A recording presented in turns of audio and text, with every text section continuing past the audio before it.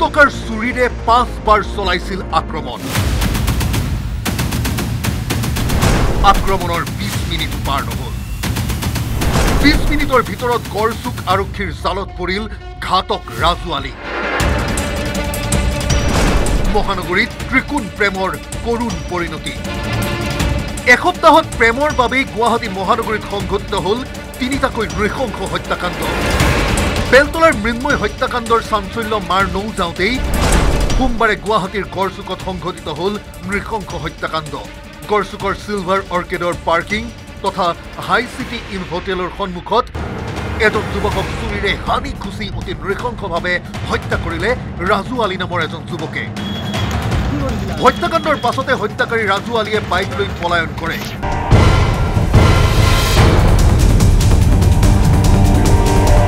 অৱশ্যে আৰক্ষীৰ তৎপৰতাত হাজোৰ ডামপুৰৰ পৰা গ্ৰেপ্তাৰ কৰে হত্যাকাৰী ৰাজু আলী। মৃত যুৱকজন নলবাৰীৰ জাপাৰকুছিৰ মৃগাংক বৰ্মন। সোমবাৰে বিয়লি প্ৰায় 4 বজাত হৈছিল চুৰিকাঘাতৰ ঘটনা। বৰ্মন আৰু তেওঁৰ লগত যোনগৰাকী মহিলা আছিলে তেওঁলোক সেই হোটেলখনত থাকা বুলি গম পায় এই ৰাজু আলীয়ে এই হোটেলখনত আহিছিলে আৰু প্ৰি প্লেন এটেক এটাই আছিলে। তেওঁ মানুহ 2জনক তললৈ মাতি আনিছিলে আৰু তেতিয়াই চুৰিৰে আঘাত কৰিলে আৰু বাঁহেৰে খুব বেছিকে মাৰপিট কৰিলে আৰু যাৰ ফলত মানুহজনৰ মৃত্যু হ'ল।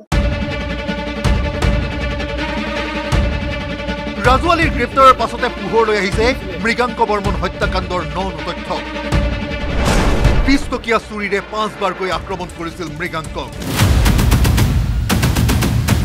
আমিন গাঁৱত চুৰিখন কিনিছিল হত্যাকাৰী ৰাজুৱে। হাজোৰ ডামপুৰৰ পৰা বাইক লৈ আহিছিল গড়চুকলৈ। ৰাজু আলীয়ে আৰক্ষীক দিয়া ভাষ্যমতে কেৱল চুৰিৰেই নহয়, এডাল লাঠিৰে উপৰ্যুপৰি প্ৰহাৰ কৰিছিল মৃগাংক বৰ্মন আৰু এগৰাকী বিবাহিত মহিলা।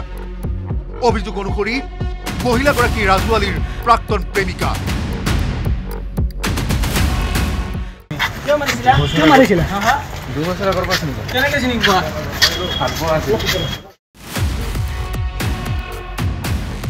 দুবছৰ পূৰ্বে ৰাজু আলী আৰু বিবাহিত মহিলাগৰাকীৰে চিনাকি হৈছিল দদৰাৰ এটা ব্যক্তিগত কোম্পানী। ঘাতক পুত্ৰৰ জীৱিকা সম্পৰ্কে পিতৃয়ে ক'লে, ঘটনাটো নাজানো, কেতিয়াবা কি হৈছে এইটো কথা আমি নাজানো। কাম কৰাটো জানো কি আজা কৰি যায়, কাম কৰি যায়, ঘৰতো পইচা অলপ দিয়ে আৰু বাকীখিনি যিবিলাক খৰচ কৰি আমি এটাই ল'ৰা মোৰ এই সমালোচিত জিঅ' চিমত কাম কৰি আছিল, জিঅ' অফিচত 3 বছৰ বেছি হ'ল নেকি, অলপমান সেনে হ'ব পাৰে। দুয়ো একেটা কোম্পানীতে কাম কৰাৰ সূত্ৰে প্ৰেমৰ সম্পৰ্ক হৈছিল। 2 মাহ পূৰ্বে ৰাজু আলীৰ সৈতে সম্পৰ্ক বিচ্ছেদ কৰিছিল প্ৰেমিকাই। শেহতীয়াকৈ মৃগাংক বৰ্মনৰ সৈতে প্ৰেম হৈছিল 2 সন্তানৰ মাতৃগৰাকীৰ। যিটো কথা সহজভাৱে ল'ব পৰা নাছিল ৰাজুৱে, যাৰ বাবে সোমবাৰে বিয়লি গড়চুক চাৰিআলিত চুৰিৰে হানি খুচি হত্যা কৰে মৃগাংক বৰ্মনক।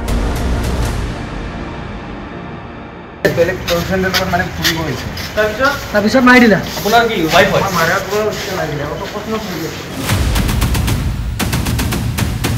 ইফালে মৃত্যুৰ কেইঘণ্টামানৰ পূৰ্বে হাই চিটি ইন হোটেলত 209 নম্বৰ কোঠা বুক কৰিছিল মৃগাংক বৰ্মনে। শুৱালকুছিৰ মহিলাগৰাকীৰ সৈতে প্ৰায় 3 ঘণ্টা সময় হোটেলত অতিবাহিত কৰিছিল মৃগাংকই। 2016 চনৰ প্ৰথমবাৰৰ বাবে অভিনয় জগতত ভৰি দিছিল মৃগাংকই। কেইবাখনো জনপ্ৰিয় ধাৰাবাহিকত অভিনয় কৰা মৃগাংকই মডেলিঙো কৰিছিল। সোমবাৰে পুৱা প্ৰায় 10 বজাত ব্যৱসায়ৰ কামত গুৱাহাটীলৈ আহিছিল মৃগাংক বৰ্মন। মৃগাংকৰ মৃত্যুৰ পাছতে শোকৰ ছাঁ পৰিছে নলবাৰীৰ জাপাৰকুছি গাঁৱত। দোষীক কঠোৰ শাস্তি দিবলৈ আৰক্ষীক দাবী জনাইছে মৃগাংকৰ আত্মীয়ই। দুখীয়া উচিত শাস্তি পাওক, সেইটোৱে আমি মহামান্য আদালতৰ ওচৰত আইনৰ ওচৰত প্ৰাৰ্থনা কৰিছোঁ। সেইটোৱে ত্ৰিকোণ প্ৰেমৰ বাবে এজন সফল ডেকাই প্ৰাণ হেৰুৱাৰ ঘটনাই এতিয়া গুৱাহাটী মহানগৰীত সৃষ্টি কৰিছে তীব্ৰ চাঞ্চল্য। নলবাৰীৰ পৰা কৈলাশ ডেকা, হাজোৰ পৰা ধীৰাজ নাথৰ সহযোগত বশিষ্ঠৰ পৰা উৎপল হালৈৰ report, news 18 Assam north east.